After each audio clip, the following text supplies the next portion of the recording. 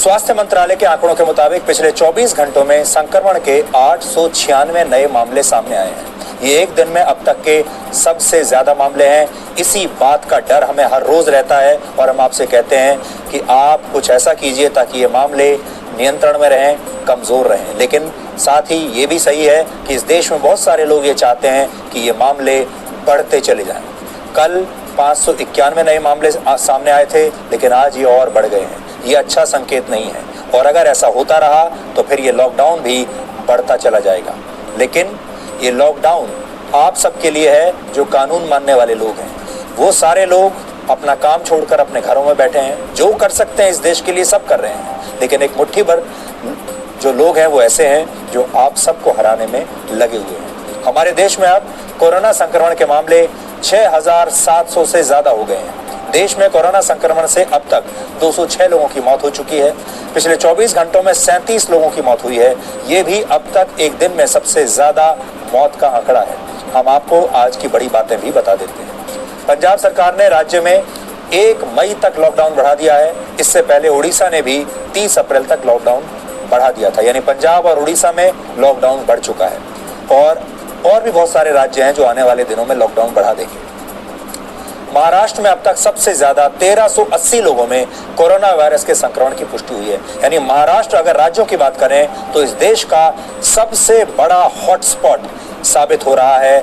महाराष्ट्र सबसे ज्यादा जो केस हैं वो महाराष्ट्र से आ रहे हैं। पिछले 24 घंटों में भारत में करीब 16,000 कोरोना टेस्ट किए गए हैं।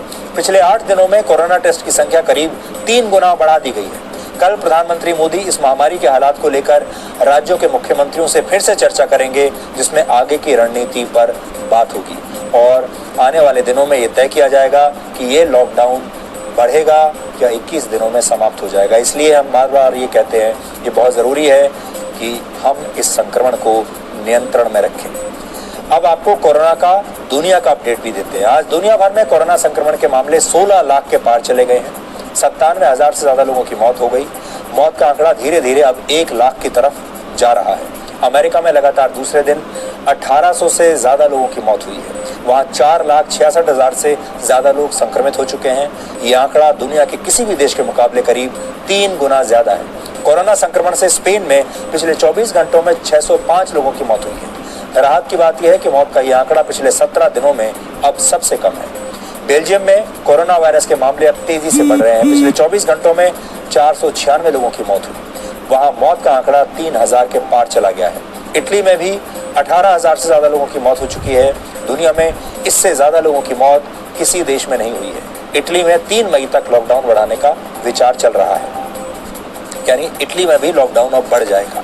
ब्रिटेन के प्रधानमंत्री बोरिस जॉनसन आईसीयू से बाहर आ गए हैं, लेकिन उन्हें अब भी अस्पताल में ही रखा गया है। ब्रिटेन में 65,000 से भी ज्यादा मामले आ चुके हैं और 8,000 के करीब लोग मारे गए हैं। रशिया में संक्रमण के लगभग 1800 नए मामले सामने आए हैं और ये एक दिन में आए सबसे ज्यादा मामले हैं। वहां संक्रमित लोगों की कुल संख्या 12,000 हो गई है। एक वायरस ने पूरी दुनिया को कैद करके रख दिया है। दुनिया के 400 करोड़ लोग अपने घरों में बंद हैं, कैद हैं। इनमें आप सब भी हैं। लेकिन ऐसा नहीं है कि संकट से निकलने के सारे रास्ते बंद हैं। अंधेरे के बीच उम्मीद की रोशनी भी है। आज हम आपको दक्षिण कोरिया की तस्वीर दिखाते हैं, जहां कोरोना से बड़ी लड़ाई के बीच वहां के संसदीय चुनाव भी हो रहे हैं और दक्षिण कोरिया ने उन चुनावों को टाला नहीं है, बल्कि चुनावों को होने दिया है। कोरोना वायरस की वजह से जहां दुनिया के बाकी देश बिल्कुल ठप हो गए हैं, सबका राजनीतिक कैलेंडर उलट हो गया है, वहीं दक्षिण कोरिया अपने यहाँ तय समय पर ही चुनाव करवा रहा है। दक्षिण कोरिया में संसद की 300 सीटों के लिए आज से वोटिंग शुरू हो गई। फेस मास्क लगाए वोटर पोलिंग बूथ पर आ रहे हैं। हर वोटर की थर्मल स्क्रीनिंग हो रही है। वोट डालने से पहले उन्हें ग्लव्स दिए जा रहे हैं, सैनिटाइजर से हाथ साफ किए जा रहे हैं। जिन लोगों का टेम्परेचर ज्यादा है उन्हें एक स्पेशल पोलिंग बूथ में भेज दिया जाता है। यहाँ तक कि कोरोना के 3,000 से ज्यादा मरीजों के लिए भी स्पेशल पोलिंग बूथ बनाए गए हैं। यानी जो मरीज हैं कोरोना के, जो संक्रमित हैं, उन्हें भी कहा जा रहा है कि वो भी वोट डाल सकते हैं। वैसे तो दक्षिण कोरिया में संसदीय चुनाव अगले बुधवार को है, लेकिन लोगों को ये विकल्प दिया गया है कि वो पहले वोट डाल सके। ऐसा इसलिए किया गया है ताकि वोटिंग वाले दिन पोलिंग बूथ पर भीड़ को कम किया जा सके। दक्षिण कोरिया चीन के बाद पहला ऐसा देश था जहां तेजी से संक्रमण के मामले बढ़े थे, लेकिन व्यापक टेस्टिंग और सोशल डिस्टेंसिंग से दक्षिण कोरिया ने संक्रमण के मामले नियंत्रण में कर लिए। पिछले 24 घंटों में दक्षिण कोरिया में सिर्फ 27 नए मामले आए। चीन के वुहान के बाद कोरोना वायरस का केंद्र दक्षिण कोरिया ही बन गया था और वहां पर अब कोई नया मामला, जिस शहर में ये केंद्र बना था वहां कोई नया मामला सामने नहीं आया है। आजकल सबके मन में ये सवाल है कि लॉकडाउन समाप्त कब होगा। आप भी दिन भर लोगों से यही पूछते रहते हैं, लॉकडाउन बढ़ेगा या फिर समाप्त हो जाएगा। इस सवाल के जवाब के लिए यूनिवर्सिटी ऑफ हांगकांग के शोधकर्ताओं ने एक अध्ययन किया।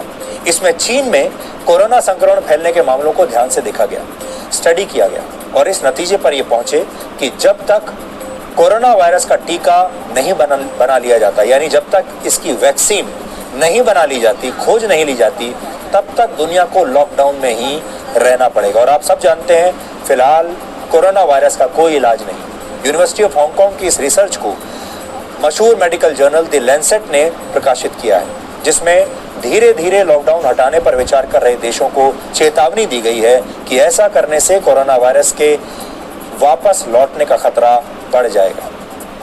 यानी जैसे ही लॉकडाउन हटेगा कोरोना वायरस वापस आ जाएगा। इस बात को साबित करने के लिए चीन में कोरोना के सबसे ज्यादा असर वाले कुल 41 प्रांतों में कोरोना संक्रमण की स्टडी की गई। रिपोर्ट में कहा गया है कि चीन में लॉकडाउन के सख्ती से लागू करने की वजह से ही संक्रमण की दर बेहद कम रह गई थी, लेकिन चीन की सरकार के लॉकडाउन हटाने के फैसले के बाद संक्रमण दोबारा वापस लौटने का खतरा बढ़ गया है, क्योंकि वहां अब स्कूल, कॉलेज और फैक्ट्रियों के खुलने से लोग दोबारा एक दूसरे के संपर्क में आ रहे हैं। ये स्टडी उन देशों के लिए चेतावनी है जिन्होंने वायरस संक्रमण के शुरुआती दिनों में ही लॉकडाउन कर दिया था और अब वो लॉकडाउन में छूट देने पर विचार कर रहे हैं। लंदन के प्रतिष्ठित इंपीरियल कॉलेज की रिपोर्ट में भी ऐसी ही चेतावनी दी गई थी, जिसमें कहा गया था कि अगर बिना टीका तैयार किए, यानी बिना वैक्सीन तैयार किए लॉकडाउन की सख्ती में ढील दी गई तो वायरस फिर से आ जाएगा और लाखों लोगों की जान तब ले लेगा। इंपीरियल कॉलेज के मुताबिक अगर वैक्सीन का पहला ही ट्रायल सफल हो गया तो भी इसे बाजार में आने में कम से कम 18 महीने लगेंगे और तब तक दुनिया के पास लॉकडाउन में रहने के अलावा कोई विकल्प नहीं। लेकिन ये एक बहुत ही डरावना विकल्प है और अगर ये स्टडी सही निकली तो फिर आप सोच लीजिए कि न जाने कितने और महीने आप सबको क्या पूरी दुनिया को लॉकडाउन में रहना पड़ेगा, क्योंकि ये स्टडी कह रही है कि लॉकडाउन खत्म होते ही वायरस वापस आ जाएगा। इसलिए जब तक इस वायरस का इलाज नहीं खोज लिया जाता तब तक दुनिया को लॉकडाउन में ही रहना पड़ेगा। हांगकांग में हुए शोध के बाद हम आपको भारत की स्थिति बताना चाहते हैं। क्या भारत में कोरोना महामारी उस ज्वालामुखी का रूप ले चुकी है जो कभी भी फट सकता है?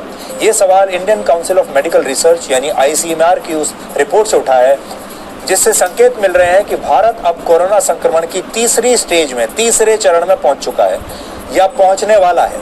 तो आखिर ICMR की रिपोर्ट में ऐसा क्या है जिसने भारत में इस वायरस के कम्युनिटी ट्रांसमिशन वाले खतरे की घंटी बजा दी है? ICMR ने 15 फरवरी से लेकर 2 अप्रैल तक 21 राज्यों के 52 जिलों में सांस संबंधी गंभीर बीमारियों से पीड़ित 5,911 मरीजों का टेस्ट किया, जिनमें से 1.8% यानी 104 मरीजों का कोरोना टेस्ट पॉजिटिव आया।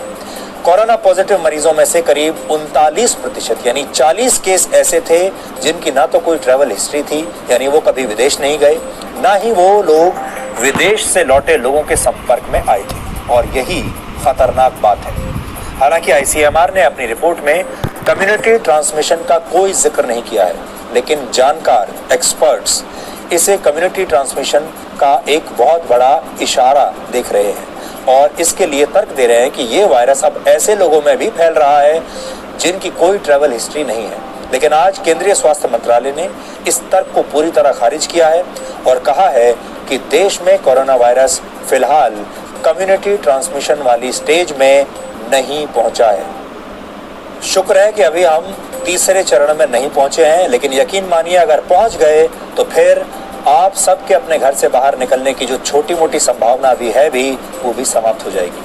ICMR की जिस स्टडी रिपोर्ट के आधार पर जानकार कम्युनिटी ट्रांसमिशन वाले खतरे की घंटी बजा रहे हैं, उसी रिपोर्ट को आधार बनाकर केंद्र सरकार ये दावा कर रही है कि ऐसा कोई खतरा नहीं है। इसके लिए सरकार की तरफ से 2 तर्क दिए गए हैं। पहला तर्क यह है कि रिपोर्ट में कोरोना पॉजिटिव आए सभी मामले उन जगहों पर मिले हैं जिन्हें हॉटस्पॉट घोषित किया जा चुका है, इसलिए वहां पहले से ही ऐसे पॉजिटिव मरीज मिलने के चांस थे जिनकी कोई ट्रैवल हिस्ट्री नहीं थी। दूसरा तर्क यह है कि ICMR की रिपोर्ट देश के सिर्फ 52 जिलों तक ही सीमित है और टेस्ट में शामिल 5,911 लोगों में से सिर्फ 1.8% सैंपल्स ही पॉजिटिव पाए गए हैं। हालांकि सरकार भले ही कह रही हो कि देश में अभी इस महामारी का कम्युनिटी ट्रांसमिशन नहीं हुआ है, लेकिन इस बात से इनकार नहीं किया जा सकता कि अब इसका खतरा पहले के मुकाबले कहीं ज्यादा बढ़ गया है। इस खतरे को इस तरह समझिए कि कोरोना संक्रमण के कुल 4 चरण होते हैं और भारत अभी दूसरे चरण में ही है और अगर हालात बिगड़े तो कम्युनिटी ट्रांसमिशन वाले तीसरे चरण में पहुंचने में हमें ज्यादा समय नहीं लगेगा। कोरोना संक्रमण के पहले चरण में वो लोग ही कोरोना संक्रमित पाए जाते हैं जो दूसरे देशों से ये संक्रमण लेकर आए हैं। भारत ये चरण पार कर चुका है, दूसरे चरण में पहुंच चुका है जिसमें यह संक्रमण स्थानीय स्तर पर फैल चुका है। इस चरण में वो लोग संक्रमित होते हैं जो किसी ऐसे शख्स के संपर्क में आए जो विदेश से कोरोना संक्रमित होकर लौटा हो। लेकिन अब भारत के तीसरे चरण में जाने का खतरा बढ़ गया है जिसमें संक्रमण का कम्युनिटी ट्रांसमिशन शुरू हो जाता है। इस स्टेज में वो लोग भी संक्रमित होने शुरू हो जाते हैं जो ना तो विदेश से लौटे हैं ना ही विदेश से लौटे किसी व्यक्ति के संपर्क में आए हैं। इस चरण में यह पता लगाना मुश्किल होता है कि संक्रमित व्यक्ति को संक्रमण कहां और कैसे फैला। ICMR की रिपोर्ट में ऐसे ही 40 कोरोना संक्रमित मरीजों का पता चला है, इसलिए ये कहा जा रहा है कि भारत में तीसरा चरण शुरू हो सकता है। फिलहाल सरकार ने इससे इनकार किया है।